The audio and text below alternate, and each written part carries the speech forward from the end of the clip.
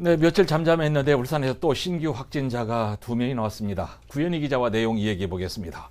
구현희 기자, 네, 신규 확진자 29번, 30번째 확진자가 나왔어요. 네, 그 남구에 사는 30살 여성과 남성인데요. 이 부부입니다. 네. 둘 다 회사원이고 남편은 서울 소재 회사원인 것으로 전해졌습니다.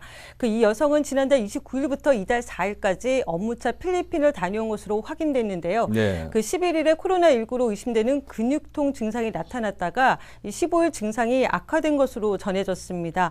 16일 중구보건소 선별진료소를 방문해서 드라이브 스루 검사를 통해서 17일 오전 확진 판정을 받았고 이 남편도 17일 오후에 잇따라 확진 판정을 받았습니다. 그 감염 경로는 파악이 됐습니까? 네, 감염 경로는 지금 파악 중에 있습니다. 현재 국내 코로나19 확진자 가운데서 해외에서 감염된 뒤에 입국한 것으로 추정되는 사람이 한 50명 정도 되는데요. 예. 울산의 29번째 확진자도 해외에서 감염된 것인지 파악 중입니다.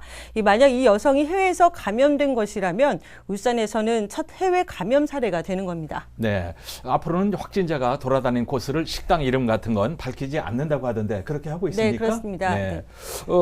추가로 퇴원한 분도 한 번 나왔죠? 네, 완치자가 한 명 더 늘었습니다.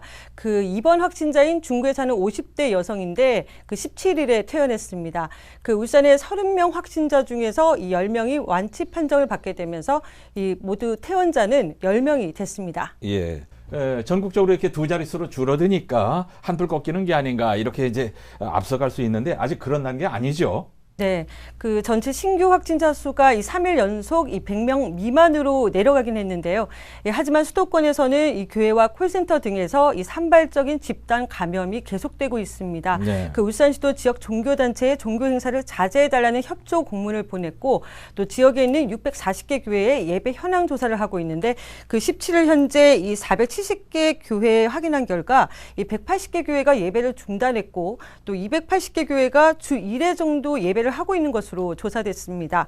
예배를 중단한 교회가 한 40% 정도인데 울산시는 교회 예배 중지를 강제할 수는 없다면서 교회들에게 적극적인 협조를 요청하고 있다고 밝혔습니다. 예, 협조해야 되는데요.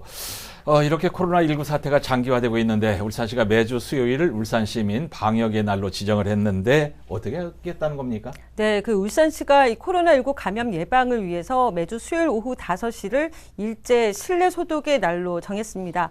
이 코로나19 사태가 종식될 때까지인데요. 이 관내 공공기관은 18일부터 우선 시행하고 각 기업체와 가정에는 자발적인 참여를 유도하기로 했습니다. 소독의 날을 지정한 이유는 중앙보건당국에서 일상적 방역의 중요성을 강조했기 때문입니다.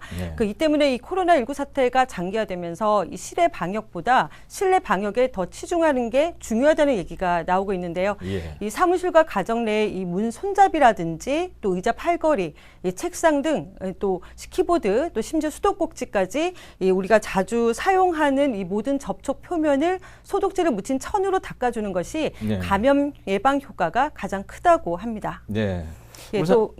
또 울산시는 이 대중교통시설과 이 대형 유통마트 등에도 이렇게 수요일에 실내 소독과 방역에 집중할 것이라고 밝혔는데요. 네. 혹여나 일손이 모자란 곳에는 직장 민방위대 167개와 군부대 또 자원봉사자를 투입하겠다고 밝혔습니다. 네, 정부도 추경 편성을 했고 울산시도 코로나19 대응을 위한 추경 예산을 긴급 편성했는데 어디다 어떻게 쓸 건가요?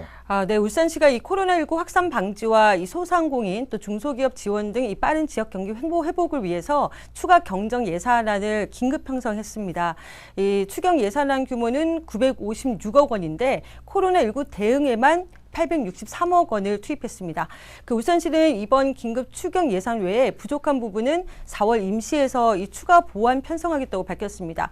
또 필요한 경우에는 재난관리기금과 예비비를 긴급하게 투입하고 특히 이 확진자 방문으로 이 피해를 입은 상가와 특별고용지원 업종으로 지정된 여행업 등에 대해서는 기부금 심의회를 거쳐서 지원금을 지급하겠다고 밝혔습니다. 네, 울산시가 지자체 중에서 처음으로 덴탈 마스크 마스크 100만 장을 확보했다는 반가운 소식을 전해드렸는데 100만 장 울산에 도착했다죠. 네. 예, 그 소식은 잠시 후에 자세히 전해드리기로 하고 코로나19 확산 속에서도 마스크를 기부하고 응원의 손편지를 보내고 훈훈한 소식이 이어지고 있습니다. 오늘은 어떤 얘기들이 있습니까? 네, 그 유치원생 2명이 울산의 한 파출소에 마스크 20장과 손편지를 전달한 소식 전해드렸었는데요.